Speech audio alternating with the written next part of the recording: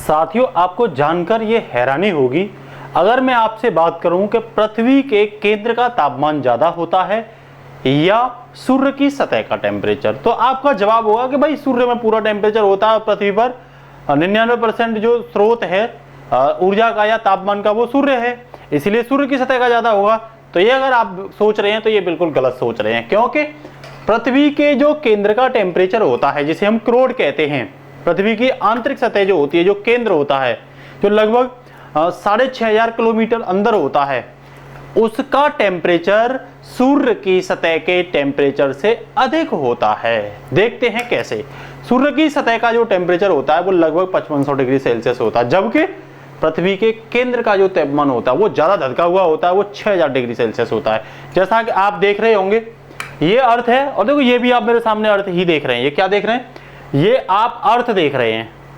तो मैं इस अर्थ की बात करूं आपसे, तो इस अर्थ का जो टेम्परेचर है वो टेम्परेचर इसके केंद्र का पृथ्वी की सूर्य की सतह से अधिक होता है। जैसा कि देखो हमने ये पृथ्वी की आंतरिक सतह बनाई है, ये पृथ्वी की सतह है और इसका जो केंद्र है देखो ये, यहां के टेम्परेचर की हम लोग क्या कर रहे हैं, यहां के टेम्परेचर की हम लोग बात कर रहे हैं आपसे। तो इसके लिए पहले तो मैं आपको ये स्पष्ट कर देता हूं, पृथ्वी का जो केंद्र है जिसे हम कोर कहते हैं, उसमें लगभग 98% क्या मिलता है? लोहा मिलता है, मैक्सिमम लोहा मिलता है, थोड़ा बहुत निकेल मिलता है, जिसका घनत्व तो भी सबसे ज्यादा होता है।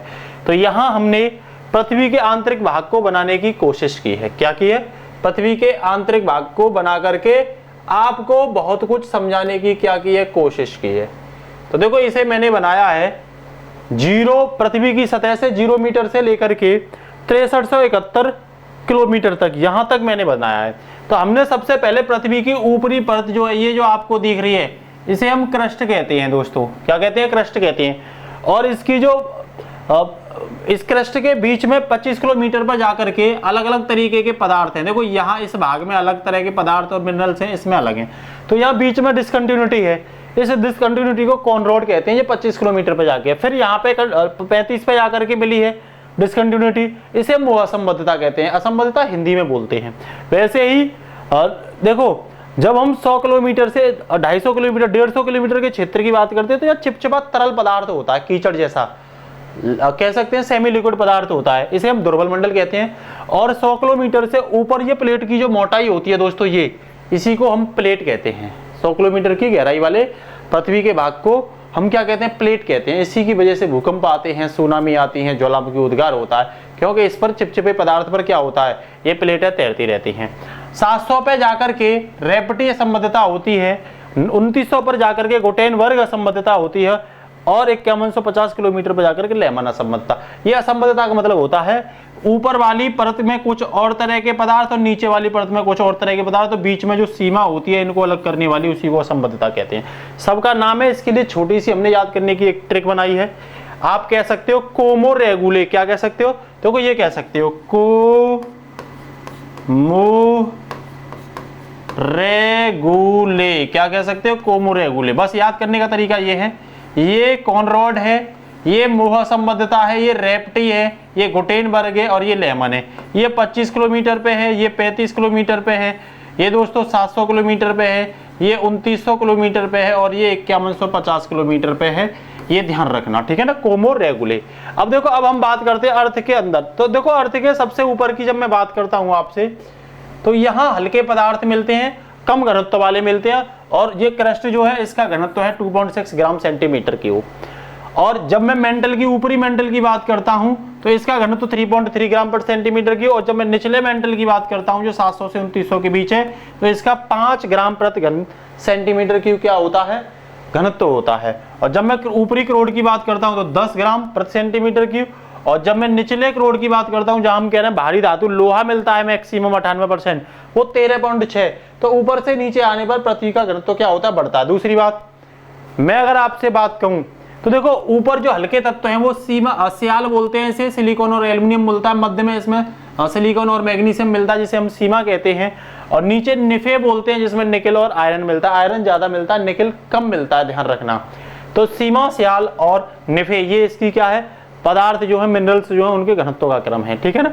वहीं हम बात करते हैं, क्रस्ट को भूपर पर्टी कहते हैं, हिंदी में मेंटल को प्रवार कहते हैं, क्रोड को कोर भी कह सकते हो आप, ठीक है। मेरा कहने का मतलब ये था आपसे कि नीचे इतना टेम्परेचर क्यों हुआ। नीचे टेम्परेचर हुआ दोस्तों, एक तो ऊपर से प्रेशर लग रहा है, नेक्स्ट यूरेनियम मतलब रेडियो एक्टिव एलिमेंट हैं और पृथ्वी रोटेशन कर रही है। तो ये कई कारण हैं जो अंदर के टेम्परेचर को क्या करते हैं, बढ़ाते हैं। सामान्य तो आप ये जानते हो लगभग 1400 डिग्री सेल्सियस, लगभग 1430 डिग्री सेल्सियस पर लोहा क्या हो जाता है, पिघल जाता है। तो यहाँ तो पिघली हुई अवस्था होगी एकदम से, क्योंकि यहाँ का टेम्परेचर तो 6000 डिग्री सेल्सियस है। जब मैं अगर सूर्य की सतह के बारे में बात करूं तो पहले तो मैं आपको यह बता देना चाहता हूं कि जो सूर्य के केंद्र का टेम्परेचर होता है वो लगभग 1.5 लाख डिग्री सेल्सियस होता है। उसके पीछे का होने का कारण है कि वहां सक्रिय अवस्था में नाभिकीय संलयन अवक्रिया हो रही है। अब आप कहोगे ये नाभिकीय संलयन अवक्रिया क्या होती है, तो दोस्तों नाभिकीय संलयन का मतलब भी इकट्ठा होना।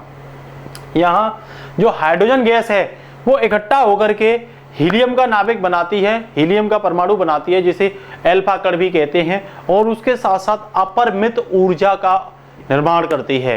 यही अपरिमित ऊर्जा 150 डिग्री सेल्सियस टेम्परेचर उत्पादन करने में क्या है, यहाँ पे जिम्मेदार है। वहीं जब धीरे धीरे सूर्य की सतह पर ये ऊर्जा आती है तो ये टेम्परेचर लगभग 5500 डिग्री, 5700 या 5800 डिग्री सेल्सियस रह जाता है।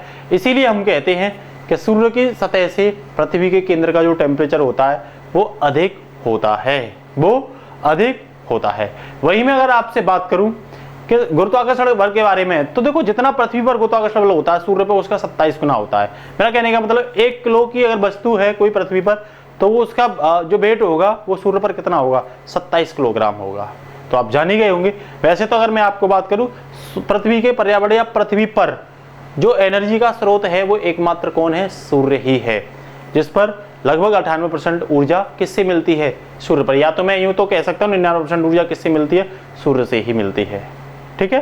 तो आप जान गए होंगे कि भाई सूर्य का सतह का टेम्परेचर ज्यादा होता है या पृथ्वी के केंद्र का, तो पृथ्वी के केंद्र का ज्यादा होता है, जिसे हम कोर कहते हैं। तो आज के लिए इतना ही, फिर मिलते हैं शानदार इश्यू के साथ। नमस्कार, जय हिंद दोस्तों।